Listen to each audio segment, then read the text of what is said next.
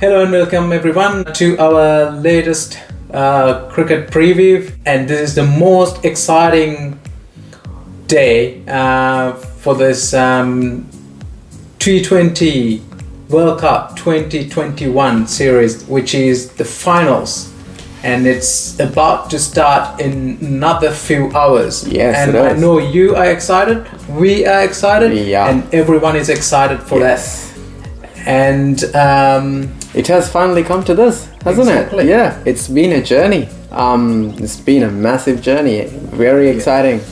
A lot of the teams, all the teams in my opinion, had very, very interesting games. And to be honest, I did not see these two teams coming to this point from the way they started. yeah, especially New Zealand. Yeah. They started up with a loss. Yeah. And Australia, they had a massive loss against England. So they have been very humbled throughout the game, and they have made their way through. It was fascinating how all the teams have performed, and they've had their own ups and downs, but showed talent, a lot of talents we've seen so far throughout the tournament. Yeah. So not only these teams, it's from all the teams. All the teams. The funny thing is, the two teams that were on top of the table in the two groups were the ones who lost, England and Pakistan. Yes. So in my opinion, finals. and those were the teams that were most anticipated to come to the finals, and it has been the other way around, which is really exciting. Yeah. So that's the funny thing about T20 cricket. Yeah, you don't know what's going to happen. What's going to happen? So Only 20 overs. So who do we have today? So we've got Australia and New Zealand. For Australia, do you think they're gonna make? Are they gonna make any changes to their team? What do you think? I don't think so. So from what I have read and seen from the past few games, I think Australia has been one of those teams that they never had any injuries. Well, they might have had some touch wood, for sure, touch wood. Overall, they have all been performing quite well, and I think they have been happy with their team overall. They haven't made any changes. Ever since. Proper changes. I haven't seen any. Yeah, no, neither. So I think they will go with the same team, which is David Warner and Aaron Finch starting the game, starting the batting order, and then coming to whether they were in the form or not, they've been opening the innings. I know David Warner, he wasn't in the form when they started the tournament. Yeah. But look where he is now. So he's already had a couple of half centuries already. And he's been performing well, and they were match-winning knocks. Yeah, for sure. Yes. And from the other side, the two guys, Marcus Stoinis and who's the other guy, Matthew Wade. So they have been, if you saw the last game, the semi-finals, they saved it. Literally, Matthew Wade came into at a point that there was so much pressure. Those two like a duo, isn't it? Yeah. Like when they always meet up. Yeah, exactly. Somehow, like the wickets fall. Pretty much every game. If one is, Matthew Wade is there, Stoinis is on the other side. Exactly. So and they've been such a good combo together, and they take on the pressure in the last few overs where it's very critical to get some runs. Even when the run rate is fallen or if it's up, it doesn't matter. They adapt to the especially game. Against that one of the best bowling attacks from Pakistan. In Pakistan team. Yeah. So it has been very, very good. So I think Australia is in a very strong position in terms of the batting order. If you look at New Zealand, what do you reckon? With New Zealand, I have to tell you, but have to say that Devon Conway, he's ruled out of the finals. Yeah, that was very due to a sad injury. Yeah, I mean, which is a funny way to get injured. Yeah, very crucial move for New Zealand in the finals. Yeah, that's especially. true. Yeah. So he's quite comfortable with Australian attack. Yeah. So especially with Adam Sampa. That's true. That's true. He's the second highest wicket taker in the series so far. Oh, right. After one in the After Wanindu Hasaranga. Okay. So Wanindu has got 16 wickets, I think. Right. And Adam Sampa, he's got 12 wickets. Yeah. And he's been really very economical with his bowling. And, I mean, considering he has been only playing the Super 12s, because I think from what I remember, he's literally four matches behind. 5 or 6 about. Yeah, 5 or 6. Yeah. 4 matches less than. I think it's in 6 games. Yeah. So that's pretty impressive, I would say. Pretty impressive. Yeah. As a spinner. Yeah, for sure. So. And he's quite economical as well, right? Very economical. Yeah. There's only one game that he's given more than 22 runs in his 4 overs. Only one game. All the other games, either 22 runs or less than that. And it's all 4 overs, so he's been very, very economical. Right. So pretty hard to play those big shots against him. So if you hit it, if you miss it, it's going to be a catch.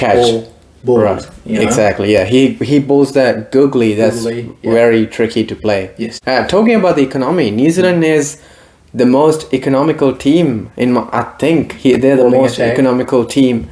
In terms of the bowling attack. I think they've got the highest percentage of dot balls. Yeah. And because Trent bowled and Team Saudi, they start the attack very beautifully. Yeah. And they keep the line and length in the perfect position. They're not trying to get wickets or anything. They're just trying to be consistent. Right. And just like push the batsmen to go out of their league to play the shots, and then when they're at the most pressured situation, when the batsman is in a very high pressure, who'll just get out somehow. And that's the whole point of this T20 game. Is to pressure the batsmen because they have only got 20 overs. And so that's why I think New Zealand is doing quite well in terms of their bowling. And the dot balls are very important, isn't it? For sure, Dot balls. Exactly. There's a big chance you're going to get a wicket. Yeah. That's what they've done now so far. That's pretty impressive. And so in terms of the New Zealand batting order, in terms of their openers, what do you reckon? Martin Guptill and Daryl Mitchell. Martin Guptill, so he's been amazing throughout the whole tournament except the last game. So he can do mighty good out early, but nevertheless, Daryl Mitchell. So he was always been that anchor player for the team. Yeah. And in the last game, he showed what he can do. New Zealand's got a very broad batting lineup. Martin Guptill, Daryl Mitchell, Kane Williamson. They've got so many players. Glenn Phillips. Yeah. So and a very hard hitter. Who's it? Jimmy Neesham. He's a massive all rounder. Like he does his job with the ball. And then he comes back as a batsman. And did you see the sixes that he hit in the last game against England?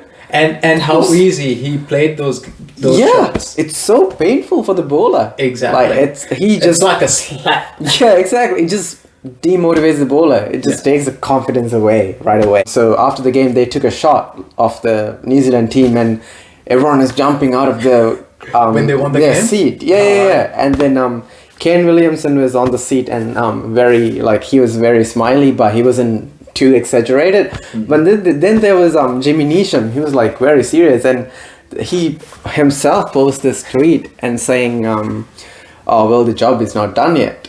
Because he's focused for this game, and he might do some magic. I love that. That's the attitude that you need. Yeah. Job is not finished yet. Exactly. So one more to go. I'm gonna come into a question. So, what do you think about the spinner Ish Sodhi? Do you think he can do much help? I think so because throughout the whole series, have you seen spinners have done a very good job. Yeah, true. So it was spinner friendly wickets I've seen so far, and even on the top leading wicket takers in the series. You've got Wanindu Hasaranga, Yes. He's a leg spinner. That is true. And then Adam Zampa. Yeah. And that's true. Shamsi. Oh yeah. And so we've got those three key spinners. Yeah, I think all those grounds, they're favoring the leg spinners for some reason. Okay, yeah. So Ish Sodhi. He's got a very good chance, and he's been doing well throughout. Right. And but if you think about New Zealand team, so all their bowlers have been performing well as a team. That's so true, not just like one star player. Yeah, that's true. Everyone's helping each other. So different days, different players get wickets in different days. That's true. So that's true. Yeah. What do you think about the Australian lineup in terms of bowling? For bowling, like pace bowlers. I think they've got a great bowling lineup. They have got a very good fast bowling lineup. Yeah. So they've got Mitchell Starc to start with, and Pat Cummins, and then Josh Hazlewood. In terms of Mitchell Starc, the only way for the batsman to get away with is by hitting him. But it's so hard to smash the ball. Yeah, I mean not hit him, literally, but actually trying to hit for sixes. But it's really hard because he is so consistent in terms of Yorkers. Line and and he has got that that swing that comes into his you, and that's his go-to ball. If you see in the games, even for the right hand or the left hander, he bowls it just like middle and leg ball that comes inside the pad, and it's so unplayable because it's in the blind spot, and it's really hard to hit that. And on the other hand, Pat Cummins and Josh Hazlewood, I think those players, what they do is they trick the batsman by bowling slow balls. They have slow bounces. They've got a very good variety. Wide Yorkers. Yeah, exactly. So there are some very good fast bowlers for the Australian team. And they do the variations, as you said. Yeah. And in terms of the bowling attack, the spinning attack, they've got Adam Zampa, who's the leading wicket taker, like we talked about earlier on. Yes. And for he's the leading wicket taker in terms of, in the Super 12s. In terms of the two teams, they've got a good batting lineup and a bowling lineup. If I had to say who's topping who, I really can't, because they've got this very different strengths. Like New Zealand is good in terms of their bowling, and they'll be trying to stop the runs of the batsmen. Correct. Whereas Australia, they are actually pretty low in terms of trying to stop the runs, but on the other hand, they will come and smash the ball and just get the runs. They keep going. Exactly. Yeah. So I think they have got two different strengths in this finals that it becomes very hard to compare and predict who's going to win. So are you trying to say you're not going to predict who's going to win today? No, it's a very tough call, I would say. All right, that's good, because I can't either. Yeah. So yeah, it turns out pretty well for both of us, I guess. I can wash my hands. Yeah. If we come to their history of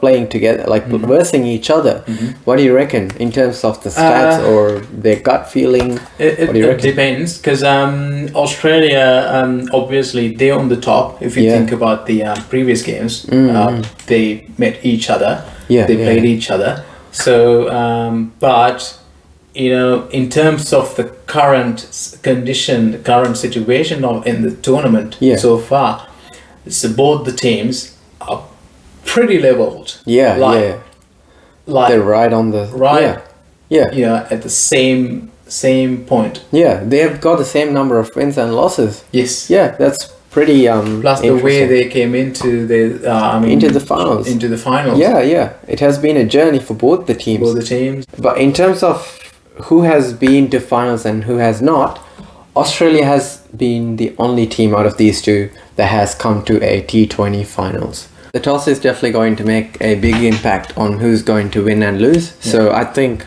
whoever the captain who wins the toss will make a great decision that will affect the whole game, in my opinion. So And I believe Toss. whoever is going to win the toss Yeah. is going to ball first. Yeah, for sure. Because they have been pretty good at, like in this World Cup, we have seen that the team that's chasing the scores is very likely to win. So whatever the score is. yeah, especially these two teams. These two teams have been very good at chasing in the past couple of games. Possible in pretty much every game. Yeah, for sure. Yeah. We really hope you guys enjoyed our match previews in this T20 World Cup 2021. And today we wish both of these teams the best of luck. Yeah, we wish all the very best for both the teams, Australia and New Zealand, both of them. So it's going to be the last video in terms of T20 World Cup 2021, but it doesn't mean that it's going to be our last video. So we'll be back with another fun and interesting videos. So we hope the best team will win the game tonight. Yes, for sure. I mean, tomorrow morning for us. Yeah. So basically, So let's hope it's going to be an interesting game, and stay tuned to us, guys. We are going to come up with very fun and exciting videos. All we asking you is to tune up and watch our videos, watch our future videos. Yes. Yeah. And don't forget to like and subscribe. Yes. And if you have anything, don't forget to comment below. So in that note, we're gonna wrap up our video, and until next time, see you guys soon.